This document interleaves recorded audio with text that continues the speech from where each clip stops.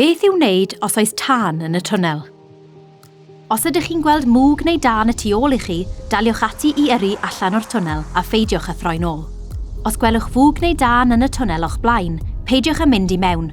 Trowch at yr ochr chwith, trowch eich goleuadau rhybydd ymlaen. Os oes mwg neu dân o'ch blaen unwaith y byddwch yn y twnnel, stopiwch ar y chwith, diffoddwch yr injan a gadewch eich cerbyd. Gadewch yr allwedd neu'r ffob yn y cerbyd, fel y gall asiantau adfer symud eich cerbyd.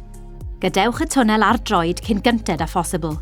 Dilynwch yr arwyddion i gerdded allan o'r twnnel tuag at yr allanfa ddiogel agosaf.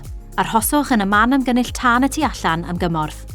Galwch am help gan ddefnyddio'r ffonau SOS yn y man ymgynnull tân y tu allan i'r twnnel.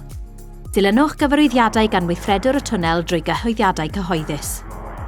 Mae diffoddwyr tân wrth ymyl paneli argyfwng yn y twnnelu i'w defnyddio os oes angen. Traffig Cymru, helpu i wneud teithiau'n fwy diogel.